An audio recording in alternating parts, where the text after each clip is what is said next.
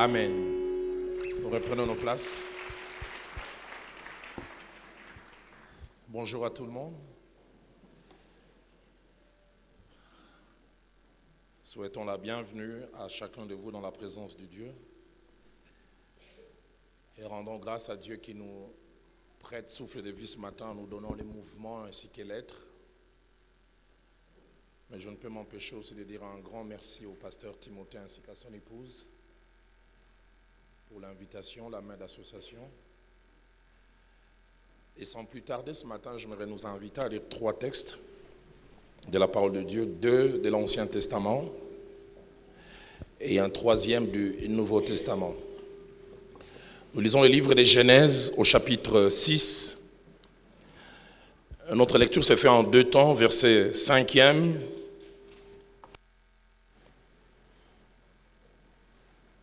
jusqu'au verset 7, jusqu'au verset 6 plutôt, pardonnez-moi. Et puis nous lirons du verset 8 au verset 12. Genèse chapitre 6, 5 à 6. L'Éternel vit que la méchanceté des hommes était grande sur la terre et que toutes les pensées de leur cœur se portaient chaque jour uniquement vers le mal.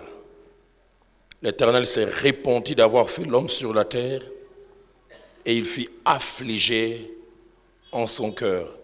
Verset 8. Mais Noé trouva grâce aux yeux de l'Éternel. Voici la postérité de Noé. Noé était un homme juste et intègre, et soulignez bien là, le petit mot qui va suivre, dans son temps. D'autres versions disent en sa génération. Noé marchait avec Dieu. Noé engendra 3 fils, Sem, Cam et Japheth. Et la terre était corrompue devant Dieu, la terre était pleine de violence. Dieu regarda la terre et voici elle était corrompue, car toute chair avait corrompu sa voie sur la terre. Nous lisons 2 Pierre au chapitre 2. Et notre lecture va du verset 4 au verset 9e. 2 Pierre, chapitre 2, versets 4 à 9. Car si Dieu n'a pas épargné les anges qui ont péché, mais s'il les a précipités dans les abîmes des ténèbres et les réserve pour le jugement, s'il n'a pas épargné l'ancien monde, mais s'il a sauvé Noé, lui, 8e, ce prédicateur de la justice, lorsqu'il fit venir les déluges sur un monde d'impies, s'il a condamné à la destruction et réduit en cendres les villes de Sodome et de Gomorrhe, les donnant comme exemple aux impies à venir. Et s'il a délivré le juste Lot, profondément attristé de la conduite de ces hommes sans frein dans leur dissolution, car c'est juste qui m'a habité au milieu d'eux, tourmenté journellement son âme juste à cause de ce qu'il voyait et entendait de leurs œuvres criminelles. Le Seigneur s'est délivré de l'épreuve, les hommes pieux, et réservé les injustes pour être punis au jour du jugement. Terminons avec 1 Roi au chapitre 19, versets 9 à 10. Et puis verset 18e, 1 Roi, chapitre 19, 9 à 10, puis 18. Et là, il entra dans la caverne et il y passa la nuit. Et voici la parole de l'Éternel lui fut adressée en ces mots. Que fais-tu ici, Élie? Élie répondit, j'ai déployé mon zèle pour l'Éternel, le Dieu des armées, car les enfants d'Israël ont abandonné ton alliance, ils ont renversé tes autels, ils ont tué par l'épée tes prophètes, et soulignez bien la phrase, je suis resté moi seul, et ils cherchent à m'ôter la vie. Verset 18.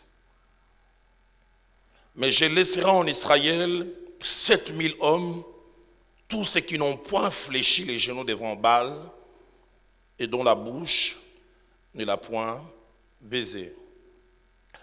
Je voudrais, ce dimanche matin et durant quelques minutes, parler, réfléchir avec nous sur la thématique, la Bible et la notion du reste fidèle.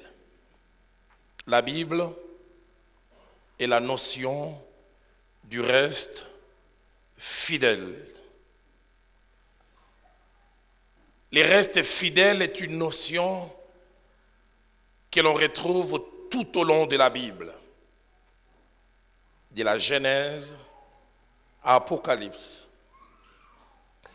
Le reste fidèle, c'est l'ensemble d'hommes et de femmes qui défient la corruption, qui défient le mal quand il se généralise pour rester d'aplomb dans la sainte doctrine, pour vivre à contre-courant. Le reste fidèle, c'est l'ensemble d'hommes et de femmes qui, malgré la corruption galopante et son ampleur, décident non seulement de vivre pour Dieu et selon ses principes, mais aussi acceptent de payer les prix attachés à cette fidélité. Comme je le disais, cette notion est quasiment omniprésente tout au long de la Bible, mais c'est aussi une notion à la fois présente, une notion aussi à venir. Chaque fois que nous voyons la réalité du reste fidèle dans la Bible, il y a presque toujours comme ces 5 séquences qui reviennent. La première, c'est l'accentuation du mal, c'est-à-dire le mal ou les comportements contraires à la volonté de Dieu prennent de l'ampleur, prennent du volume et semblent s'imposer comme étant la norme. Deuxième séquence, c'est que ce comportement devient celui de la majorité et semble être accepté et toléré par tout le monde. Troisième séquence, c'est que celles et ceux qui craignent Dieu sont réduits au silence. Ils sont indexés, deviennent minoritaires et même sont traités de vieux jeux, sont traités de dépassés. Certains vont même plus loin, ils les traitent d'arriérés, des gens pour qui quelque chose ne va pas dans la tête. Quatrième séquence, chaque fois qu'il y a un reste fidèle, vivre pour Dieu devient impopulaire. Vivre pour Dieu devient dérangeant. Vivre pour Dieu coûte, et même coûte très cher.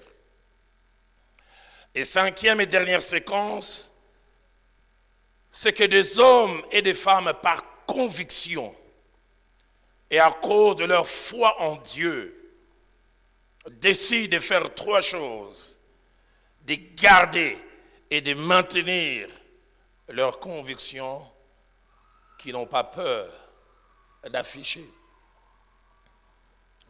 Deuxièmement, ils acceptent quoi qu'il arrive d'être différents, parce qu'être différent n'est jamais facile.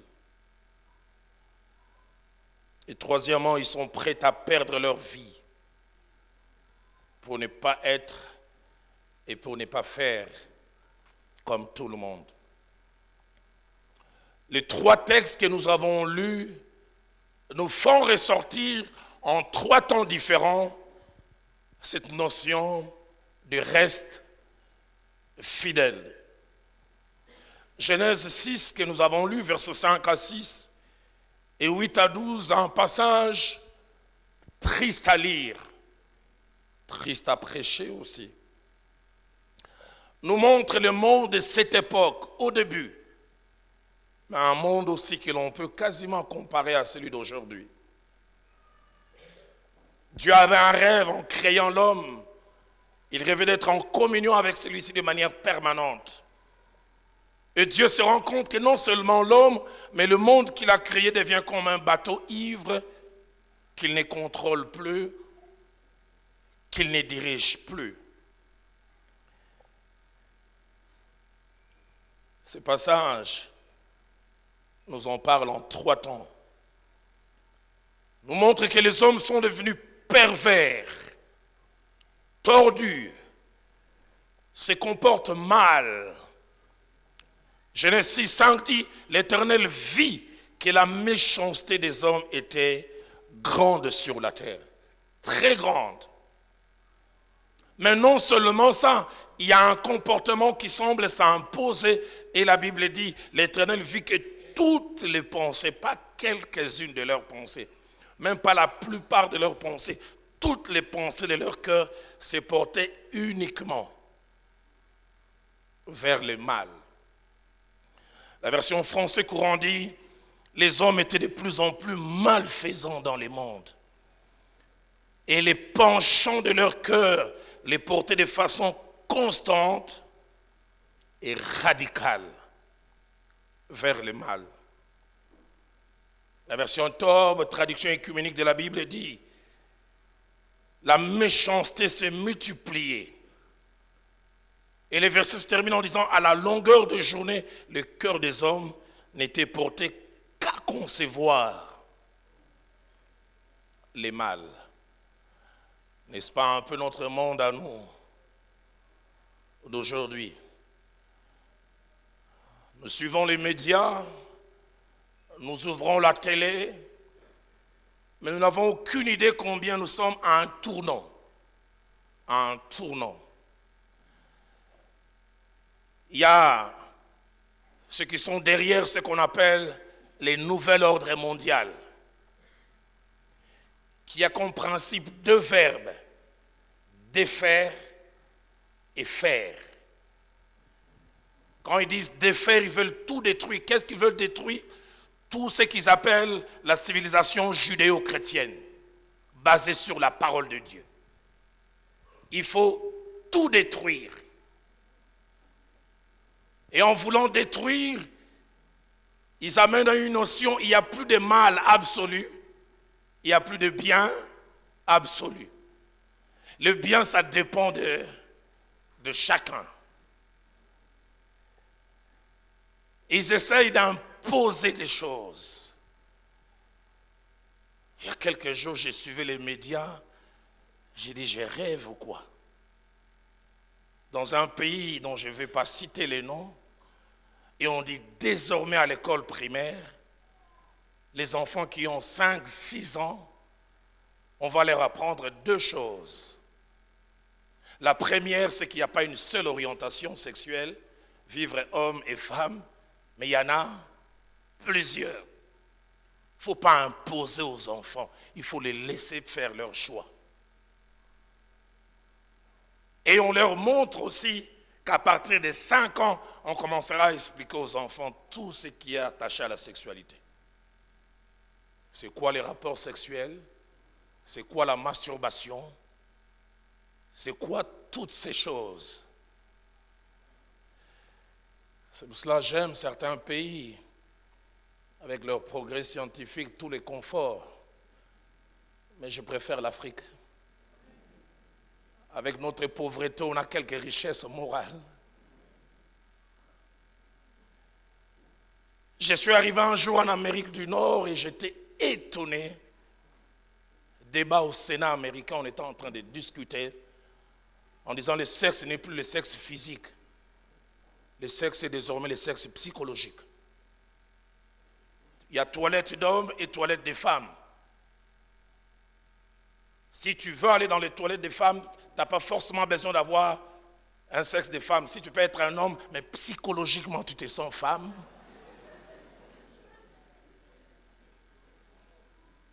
Et tu y vas. Je suis content d'avoir 54 ans. Et l'espérance de vie en Afrique ne dépasse pas 80 ans. D'ici là, je vais partir. Mais en même temps, je pense à mes filles et à leurs enfants, aux enfants de leurs enfants. Dans quel monde ils vont vivre? Un président accède à la présidence, permettez-moi la répétition, plein de choses à changer. L'une des premières lois qu'il vote, le mariage pour tous. Laisser les gens se marier entre eux.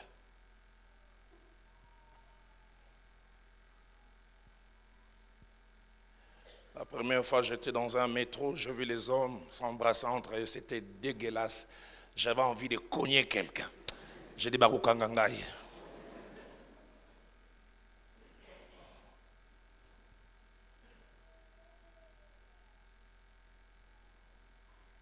L'Éternel vit que la méchanceté des hommes était grande sur la terre. Et toutes les pensées de leur cœur se portaient uniquement vers le mal. Deuxième séquence que cette parole nous montre, devant ces mal grandissants, les créateurs ne restent pas insensibles. La Bible dit, l'Éternel s'est repenti d'avoir fait l'homme sur la terre. Et il fut affligé en son cœur. C'est comme s'il disait tout ça pour ça. Je les ai amenés dans l'existence pour qu'ils en arrivent là. Il s'est repenti, il regrette d'avoir fait l'homme sur la terre. Il fut affligé en son cœur. La version des Semeurs dit, le Seigneur fut peiné d'avoir créé l'homme sur la terre et il en eut le cœur affligé. Français courant dit, l'Éternel regretta d'avoir fait l'homme sur la terre et il fut attristé. Mais troisième séquence cachée dans ces textes, au beau milieu de cette corruption, au beau milieu de ce mal généralisé, alors que comme si c'est un vent qui s'abat sur tous les arbres et les fait tomber, il y a un homme qui reste comme un arbre debout et qui résiste au vent, qui résiste à toute cette influence. Au bon milieu de cette corruption généralisée, la Bible dit, Noé était un homme juste et intègre. Juste et intègre. Et la Bible ajoute, dans son temps, c'est-à-dire dans ces temps de corruption, dans ces mêmes temps de mal généralisé, un homme se comporte à contre-courant. Un homme vit autrement. Oh, c'est pas un extraterrestre.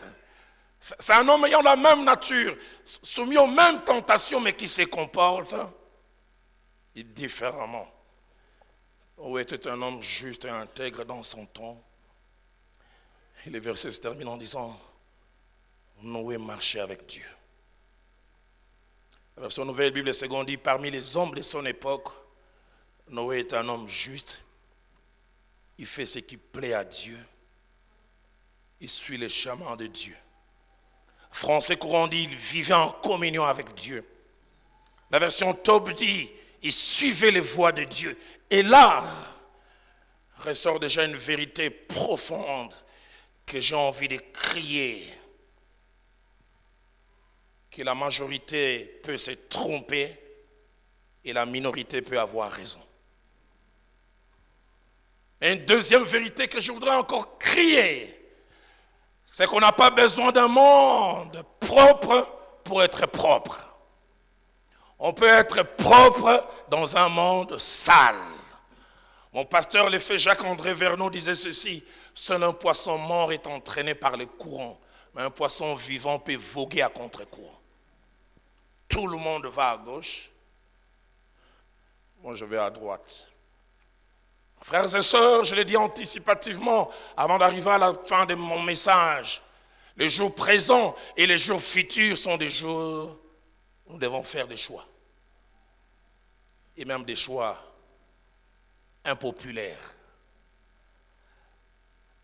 Ça me rappelle ce récit dans l'histoire de l'Église, où Martin Luther prend la décision de se désolidariser du groupe religieux auquel il faisait partie, qui de plus en plus s'éloignait de la vraie parole de Dieu et en remplissant plein de traditions. Et quand il s'est désolidarisé, il a subi des menaces. On lui présenter la mort comme sort final. Un beau jour, on lui envoie une délégation pour lui donner la possibilité de se rétracter une dernière fois. Sinon, entre guillemets, un verdict allait tomber. L'histoire dit, on vient dire à Martin Luther, tout le monde est contre toi. Il semblait rester calme. Puis il a relevé la tête, il dit, allez dire à tout le monde, je suis contre eux. Donne-nous des hommes de conviction. Donne-nous des hommes qui savent tenir. 2 Pierre chapitre 2, versets 4 à 9, qui est le deuxième texte, qui nous fait ressortir la notion du reste fidèle, nous montre aussi que Lot, au-delà de Noé, en son temps, fit partie d'un reste fidèle. 2 Pierre 2, 7 nous parle de l'époque dans laquelle il a vécu et de son contenu, en disant qu'à cette époque, il y avait des hommes sans frein dans leur dissolution. Des hommes sans frein dans leur dissolution. Français courant parle des hommes dont la conduite immorale était sans scrupule et sans rivalité. La version Parole de vie parle de la conduite débauchée des gens de cette époque. La version Nouvelle Bible Seconde parle des gens qui se conduisaient n'importe comment. Il est étonnant de voir de plus en plus, l'homme fait des progrès scientifiques, l'homme découvre des choses, il monte sur le plan scientifique, technologique, mais sur le plan moral, il descend de plus en plus bas. Très bas. Et c'est l'époque de Lot. Et le verset 7 à 8 nous fait ressortir deux choses. La première, il dit, Noé habitait, plutôt Lot habitait au milieu d'eux. Et il était juste. Au milieu de cette corruption, au milieu de ce mal généralisé, mais il marchait dans la droiture. Comme je le disais tout à l'heure, cela nous rappelle qu'il est possible d'être dans un monde souillé et de garder sa pureté. Cela me rappelle 1 Samuel chapitre 2, versets 22 à 26, quand la Bible nous parle du jeune Samuel qui était un aspirant à la sacrificature. Et les commentateurs disent qu'il habitait en dortoir avec les deux fils du sacrificateur Élie, Ophni et Phiné. Et la Bible parle de ces jeunes gens en disant deux choses difficiles à concilier. Dans un premier temps, on dit que c'était des sacrificateurs. Et deuxièmement, il est dit qu'ils étaient pervers et ils ne connaissaient pas Dieu. Ils avaient des cols pastorales, mais ils ne connaissaient pas Dieu. Ils avaient des cols pastorales et ils étaient tordus. On peut être sacrificateur et ne pas connaître Dieu. La Bible dit, voici quelle était la manière de se conduire de ces jeunes gens. Ils méprisaient les choses sacrées, mais ils ne s'arrêtaient pas là. La Bible dit, permettez-moi, puisque c'est la Bible qui en parle, ils couchaient avec les femmes dans la tente d'assignation. Un pasteur de Nzambe Malamu a dit, atabakata yo bakamo ekobo, ti pembeni à tabernacle. Là où il y a la tente d'assignation, les coffrets sacrés, ça leur dit rien. C'est là où ils font toutes ces choses. Ophni et Phiné. J'imagine chaque soir, quand Ophni et Phiné rentraient, ils se tapaient la main, bêta, papa. Phiné disait, j'aime les minces. Et quand il regardait, Samuel dit non, lui, Abbé Samuel a pas yabiso basumke. Lui, c'est Abbé Samuel. Au beau milieu de cette corruption, la Bible parlant du sacrificateur Élie, écoutez ce qu'il dit. J'apprends de tous les hommes vos mauvais propos. C'était de notoriété publique qu'ils étaient perdus, mais j'aime ce que ma Bible dit. 1 Samuel 2, 26. Mais Samuel était agréable à l'Éternel et aux hommes. partageant la chambre, le dortoir avec des gens tordus, pourris, mais se comportant différemment. Donne-nous des jeunes gens, qu'importe ce que les autres feront, ils sont prêts à rester d'aplomb sur la parole de Dieu. Donne-nous des hommes et des femmes qui peuvent rester dans la sainte doctrine. Donne-nous des serviteurs de Dieu qui peuvent continuer à craindre Dieu. Daniel chapitre 1er au verset 8, alors qu'ils étaient dans un pays libertin, et non seulement tous les pays s'est livré à cette sorte de libertinage, même ceux de sa nation qui étaient aussi en déportation se sont fondus dans la masse. Ma Bible à moi dit Daniel résolut dans son cœur de ne pas s'essuyer avec le mets du roi. Il dit qu'importe ce que les autres font, moi je ne ferai pas cela. L'autre, il habite Sodome et Gomorrhe. Et si vous lisez les livres de Genèse, vous serez effarés, vous serez choqués par les comportements des gens de cette époque.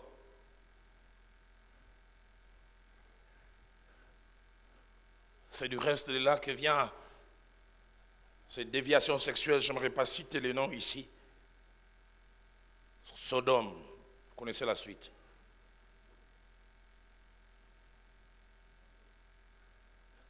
Mais non seulement il habitait au milieu d'eux, mais 2 Pierre, versets 7 à 8, ajoute, il était profondément attristé de la conduite de ses contemporains. Comment ne pas souffrir?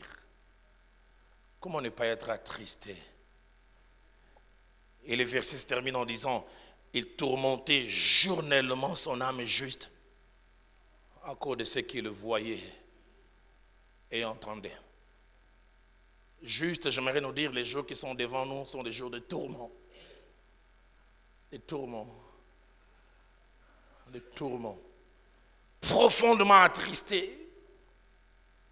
Des comportements autrefois marginaux, cachés, qu'on n'osait pas afficher,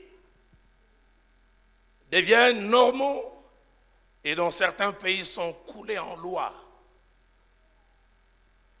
Aujourd'hui, le mal, ce n'est pas de se comporter d'une certaine manière. Le mal, c'est de condamner les gens qui se comportent d'une certaine manière. Il y a même des infractions qui ont les noms, je n'aimerais pas les citer, ça se termine par phobie.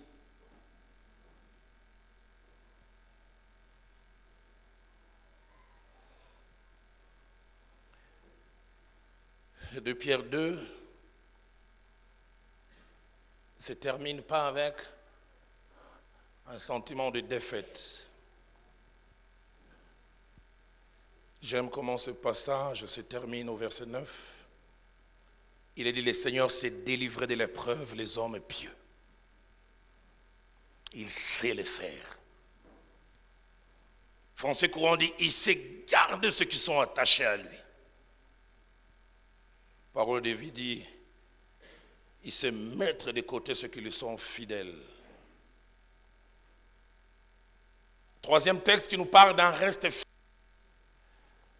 c'est le texte de 1 Roi 19, 9 à 10 et 18, qui abonde presque dans le même sens que les 2 autres textes, mais qui nous montre en 4 temps cette vérité, et puis ajoute même comme appendice une autre notion supplémentaire.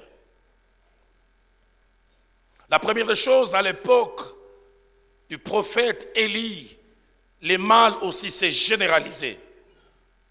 Les gens ont fait le choix majoritairement d'aller vers le mal. Lui-même le dit au verset 10, il dit, les enfants d'Israël ont abandonné leur alliance. Ils ont renversé l'autel. Tout ce qui est attaché à Dieu des côtés, c'est devenu vieux jeu. Deuxièmement, ils ont commencé à faire du mal à ceux qui sont restés fidèles.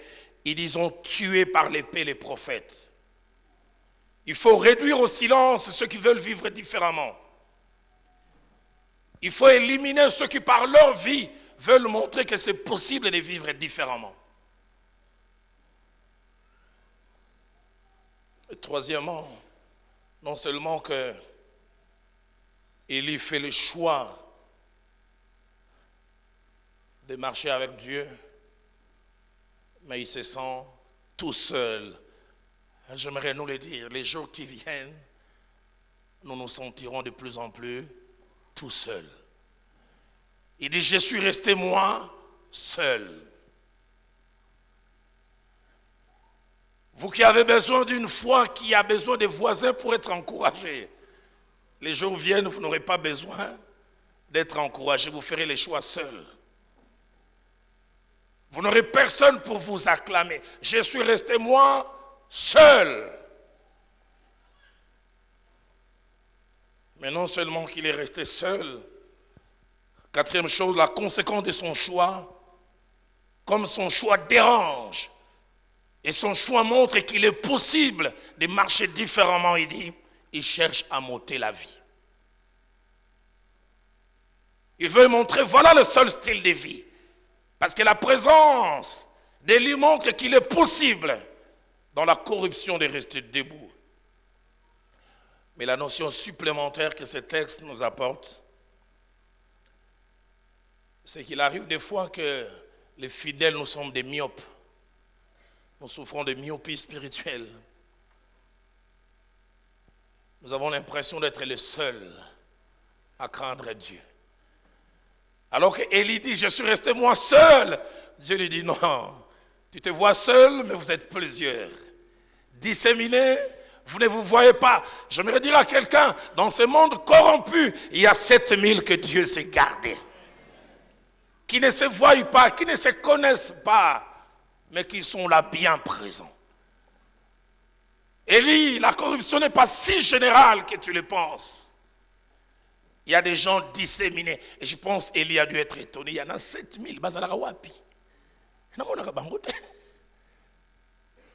Je me suis gardé 7000 qui n'ont point fléché les genoux devant Baal et dont la bouche ne l'a point baisé. 5 vérités que je voudrais dire avant de conclure ce message. J'ai lancé un double appel. C'est que Jésus et les apôtres ont prédit un temps de corruption et un temps de corruption grandissant. Dans Matthieu chapitre 24 au verset 12, alors que Jésus-Christ parlait à ses disciples là, au mont des Oliviers, il leur a dit, l'iniquité s'accroîtra. L'iniquité va s'agrandir. Nouvelle Bible seconde dit, le mal va s'accroître. Parole de vie dit, le mal deviendra de plus en plus fort. Mais Jésus ne s'est pas arrêté là, il dit, la charité du plus grand nombre se refroidira. Et la charité dont il est question, ce n'est pas des hommes vis-à-vis d'autres personnes, c'est l'amour vis-à-vis de Dieu. J'étais un jour dans un train quittant la Belgique, quittant la France pour aller en Belgique, et j'avais un voisin, un jeune homme, je pense, de 22, 23 ans. Il m'a vu avec la Bible, il m'a demandé, monsieur, ça c'est quel livre? J'ai dit, c'est la Bible. Il dit, oh, ça se lit encore. Et puis là, j'étais peut-être en Afrique. Allez loin d'ici, les églises, c'est vide.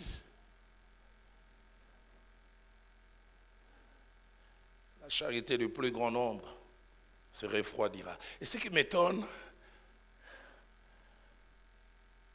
allez, ils quittent une certaine spiritualité, mais ils se rendent compte qu'ils ont quand même besoin d'une autre spiritualité. Ils sont derrière les yogas, la méditation transcendantale. Parce qu'ils sentent qu'il y a un vide, un besoin qu'il faut combler. La charité du plus grand nombre se refroidira. Nouvelle Bible seconde dit, beaucoup de gens auront moins d'amour pour Dieu. Dans 2 Timothée chapitre 3 versets 1 à 4, l'apôtre parlant prophétiquement à son fils dans la foi, lui dit, sache que dans les derniers jours, vous aurez des temps difficiles. D'autres versions disent des temps périlleux. Des temps où il ne fera pas beau vivre. Pourquoi ces temps seront-ils difficiles? Non pas à cause de ces temps en lui-même, mais à cause de la qualité des gens qui y vivront. Et il commence à citer les genres de personnes qu'il y aura, car les gens seront égoïstes, fanfarons, mais il insiste surtout, les gens seront irréligieux, ennemis des gens de bien. Et les passages terminent en disant, aimant le plaisir plus que Dieu. C'est le temps dans lequel nous vivons. Jésus l'a dit, les apôtres l'ont dit. Deuxième vérité avant de conclure en ces jours, c'est que ces jours dans lesquels nous vivons, et nous allons encore de plus en plus vivre, seront des jours de choix. Qui dit choix, dit attachement à une chose et détachement par rapport à une autre. Qui dit choix, dit préférence d'un côté et détester de l'autre. Qui dit choix,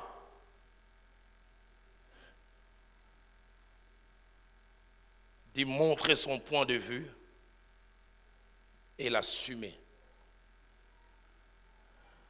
Dans un pays de l'Amérique du Nord, je suis avec tristesse cette femme qui a dû faire la prison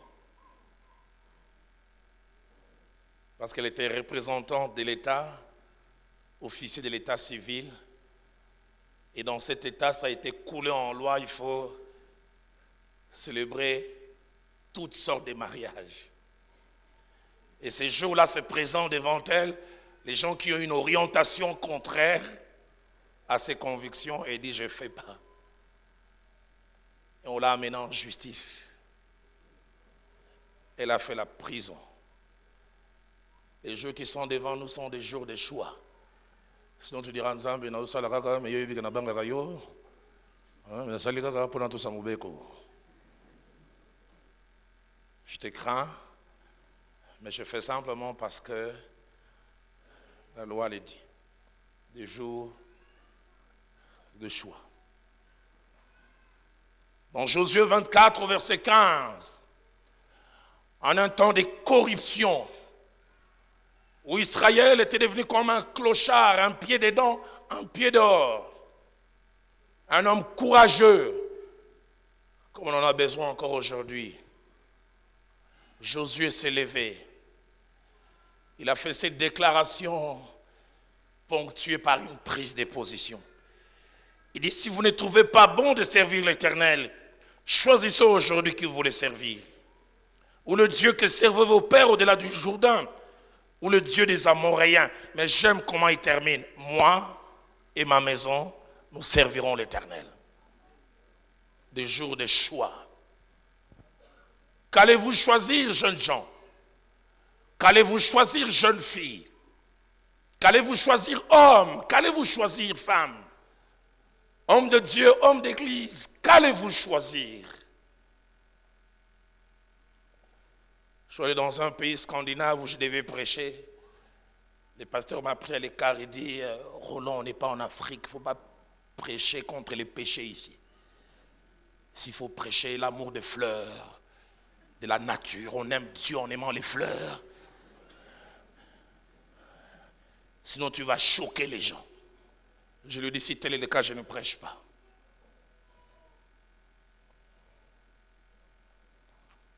Un roi 18, 21, au beau milieu de la crise qu'il y avait en Israël, Élie s'élève et dit, jusqu'à quand clocherez-vous de deux côtés? Si c'est l'Éternel qui est Dieu, allez auprès de lui. Le jour des choix. J'étais tout jeune, il y avait la conférence nationale. J'ai trouvé bizarre des gens qui ne faisaient pas de choix. Qui est pour, il ne lève pas la main. Qui est contre, il ne lève pas la main. Abstention, il ne lève pas la main. Mais finalement, tu es où? Et ça me rappelle des choses que le président de l'époque nous faisait avaler. Il disait les Zaïre n'est ni à gauche, ni à droite, et il allait plus loin, ni même au centre. Je ne sais pas, on était où finalement? Et on l'acclamait. Ah!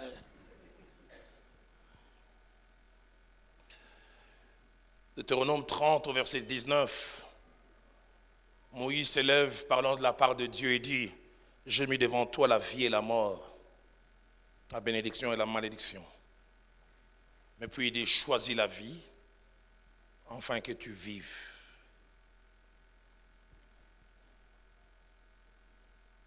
Troisième vérité que je dois le dire en ce jour avant de conclure ce message, c'est que les jours qui viennent, il n'y a pas et il n'y aura pas de place pour la neutralité. Parce que quelquefois, l'absence de choix est un choix silencieux. Ne pas choisir, c'est choisir autrement. Nous en avons parlé en Roi 18, verset 21. Élie s'élève et dit: si c'est l'Éternel qui est Dieu, allez auprès de lui. Si c'est Baal, allez auprès de lui. Écoutez ce que la Bible dit. Le peuple ne lui répondit rien. Pas de choix.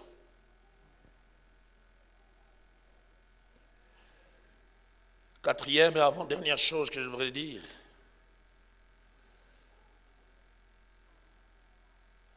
c'est que si les jours qui sont devant nous sont des jours de choix, ce sont des jours de choix coûteux. Des choix coûteux. Des choix que seuls les vrais enfants de Dieu authentiques vont faire. Et ils seront prêts à payer les prix attachés à leur choix. En 2 Timothée chapitre 3 verset 12, ma Bible à moi dit: tous ceux qui veulent vivre pieusement en Christ, pas quelques-uns, pas la plupart, tous ceux qui veulent vivre pieusement en Christ seront persécutés. Église, j'aimerais nous dire, nos aînés du 1er siècle ont connu cela. Nous les lisons dans la Bible, nous en entendons parler dans l'histoire de l'Église, mais j'aimerais nous dire, comme un prophète retient la date d'aujourd'hui, la persécution est de retour. Elle va de plus en plus se présenter, mais elle aura des formes. La première forme, la plus douce, c'est l'indexation. On t'indexe, on te pointe du doigt. Ces gens vieux. Si tu ne supportes pas les moqueries, tu vas craquer. Mais deuxième niveau plus fort, on va même toucher physiquement nos corps. Les jours qui viennent, les lois seront contre nous. Les jours qui viennent, des lois seront votées contraires à la parole de Dieu. On aura le choix entre la parole de Dieu et ce que la loi dit. Les nations sont en train de se battre depuis quelque temps. Il faut voter, ils changent de terme, interruption volontaire de grossesse. Et on pousse de plus en plus. Au départ, c'était quand c'était des embryons, et maintenant, on va même jusqu'à... Et les nations sont prêtes à se battre. Je suis à la télévision il y a 2-3 jours dans une nation de l'Amérique latine. Les gens ont voté contre et certains ont commencé à rendre, semble-t-il, leurs cartes des membres en disant: nous ne sommes plus de cette église parce qu'elle a refusé l'avortement. Les jours de choix. Cinquième chose, et je termine. Notre choix de craindre Dieu, au-delà de plaire à Dieu, cache un autre message que le monde ne comprend pas, mais dont Dieu va se servir. J'aime comment l'Épître aux Hébreux nous présente cette vérité. Hébreux chapitre 11.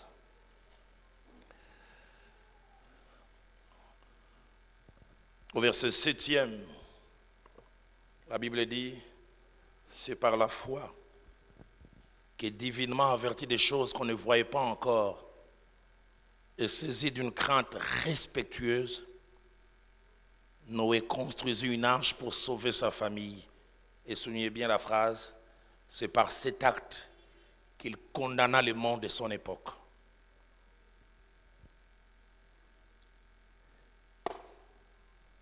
Notre choix sera la base de la condamnation de Dieu pour notre époque en disant, Noé qui a choisi de me craindre, avait-il 4 jambes? Ce jeune homme qui marche dans la crainte de Dieu, est-il un extraterrestre? Cet homme qui a 40 ans, 30 ans de vie de couple sans tricher, est-il anormal? Les gens qui font ces choix vont dire au monde, le mal n'est pas une fatalité.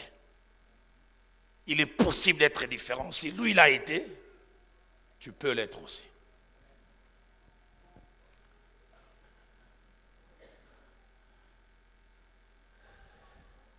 Je demande à la chorale, elle va m'aider tout à l'heure. Nous allons chanter ces vieux cantiques d'autrefois. En mon cœur, j'ai choisi de suivre Jésus-Christ.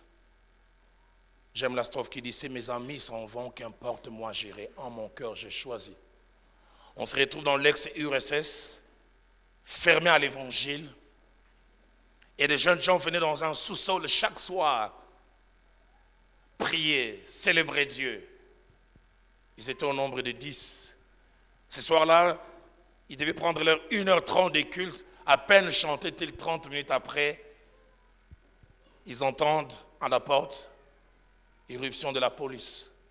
4 militaires, bien armés, avec des kalachnikovs. Ils les ont dit, ah bon, on empêche à tout le monde de prier ici, et c'est vous qui priez. Nous vous donnons 2 minutes. Parce que nous avons appris que votre culte a 1h30 et vous venez faire que 30 minutes. Ceux qui estiment qu'ils vont continuer les 1 heure qui suivent, ils vont rester. Mais ces armes vont s'occuper d'eux. Nous pourrons commencer les cultes ici et les finir de l'autre côté de votre Dieu s'il existe. 2 minutes de réflexion. Sur les 10, 4 se sont levés. Ils ont dit aux amis, j'aime Dieu, mais sagesse. 6 sont restés. Ces 4 militaires ont dit, vous restez. Alors vous choisissez la mort. 2 se sont levés en disant aux autres, même si physiquement on est parti, spirituellement on est avec vous. Et 4 sont restés. Ces 4 militaires ont dit, vous ne voulez pas? Ils ont dit, tuez-nous. Ils étaient étonnés. Ils ont vu ces militaires faire descendre les armes. Ils gardaient vers la porte. Et ils leur ont dit, nous aussi on est chrétiens. Mais on voulait prier avec des vrais chrétiens.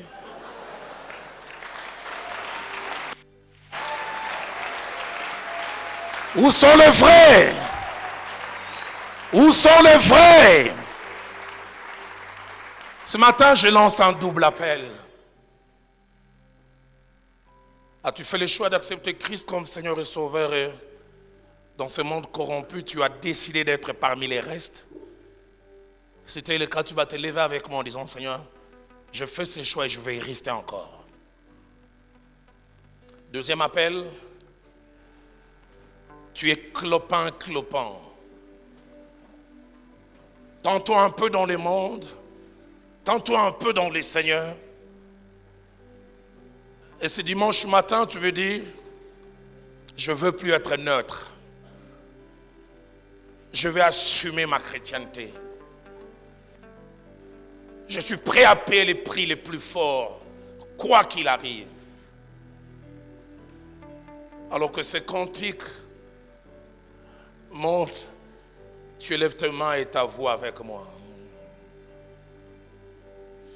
Dans mon cœur, j'ai choisi de suivre Jésus-Christ. Ces chants, c'est ma prière ce matin. Dans mon cœur, j'ai choisi de suivre Jésus. Je t'ai dit oui le 5 novembre 85 à 9 h. Et je voudrais aller jusqu'au bout. Je ne sais pas ce que cela va m'écouter dans les jours qui viennent. Oui, pour toujours. Église, veux-tu chanter ces cantiques avec moi dans mon cœur? En mon cœur, j'ai choisi de suivre Jésus-Christ. de suivre Jésus-Christ. Dans mon cœur. En mon cœur, j'ai choisi de suivre Jésus. Dans mon cœur, je choisis. Dans mon cœur, j'ai choisi de suivre Jésus. Oui, pour toujours. Oui, pour toujours. Oui, pour toujours. Dis avec moi, si mes amis s'en vont, Si mes amis sont, si les autres abandonnent, qu'importe moi. si ma famille décide de ne plus te craindre, Si mes amis, si ma société rejette la parole, qu'importe j'irai. si mes amis s'en vont, Mes amis s'en vont. qu'importe, Qu'importe moi j'irai. si mes amis s'en vont, Oui, pour toujours. Oui, alors pour déclare avec moi, au monde j'ai dit non. Au monde j'ai dit non. Joyeux, je prends ma croix. Joyeux, je prends ma croix. Au monde je dis non. Au monde j'ai dit non. J'accepte la croix. Avec la souffrance qui attache. Croix. Au monde j'ai dit non. Joyeux, je prends ma croix. Oui, pour toujours. Oui, pour toujours. Oui. Est-ce qu'on peut le rechanter encore? En mon cœur, j'ai choisi. En mon cœur, j'ai choisi de suivre Jésus-Christ. Est-ce la décision de ton cœur et de ton âme? En mon cœur, j'ai choisi de suivre Jésus. En mon cœur, j'ai choisi. En mon cœur, j'ai choisi de suivre Jésus-Christ. Oui, pour toujours.